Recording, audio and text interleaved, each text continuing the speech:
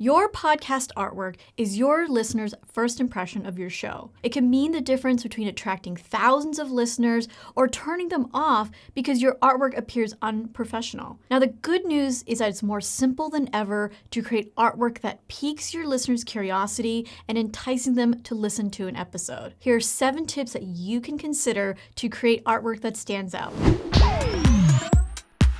Tip number 1 is to look at your competition. The idea here isn't to copy what others are doing, it's to merely look at what others are doing as inspiration for your own podcast artwork. So a great place to start looking is on Apple Podcasts' new and noteworthy section, or even the top 100 list of any podcast directory. As you're scrolling through the podcast artwork, think about ones that pique your interest. What makes you want to listen to those shows just by looking at the artwork? Make a note of any of the design elements, maybe it's the font, the way they use colors, or even the picture of the host smiling at you.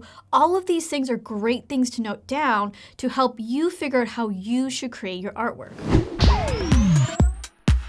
Tip number 2 is to keep it simple. Now, it's really tempting to cram in all of the elements like your podcast title, the name of the host, maybe even a tagline of what your show is about, because you want to convey at a first glance what your show is about.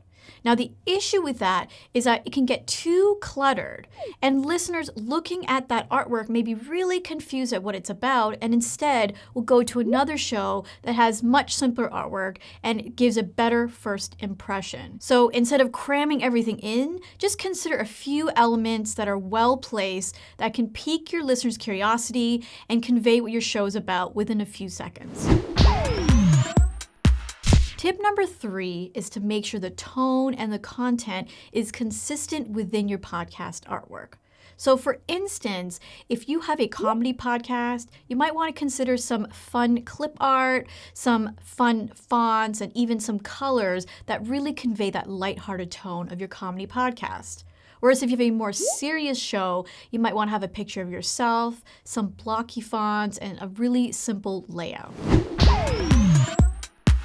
Tip number 4 is to choose a font that's easy to read and that's large enough. In most cases, podcast listeners are scrolling through their smartphones as they're figuring out what new shows to listen to. So if the font is really difficult to read or it's really hard to read when it's small, listeners are going to be turned off because they don't understand what your show is about and then just move on to something else.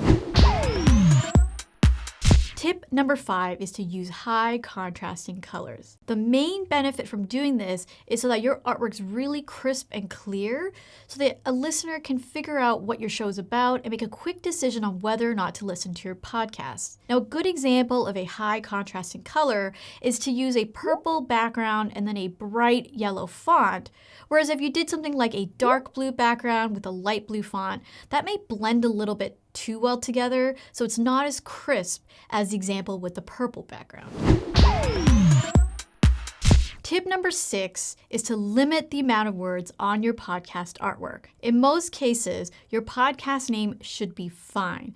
Don't try to cram too much in, like your tagline or even the host's name. Again, if it's too cluttered, a listener will just scroll on by and move on to another show. The last tip, it's a little technical but no less important, is to make sure your artwork is the right size. Now, you don't want to go through the effort of creating this amazing podcast artwork, submit it to podcast directories only to have it rejected. It's not good, right? So here are 3 things to keep in mind as you're creating your podcast artwork. Number 1, it needs to be a square. Number 2, it needs to be 3000 by 3000 pixels. And number 3, you need to save it as a JPEG or a PNG file.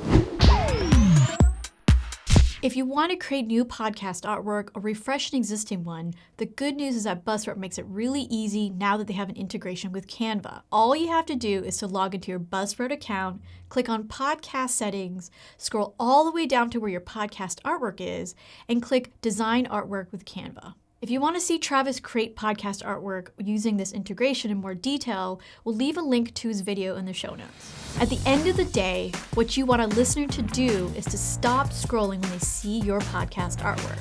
Hopefully, they'll like what they see, press the listen button, and become a fan for life.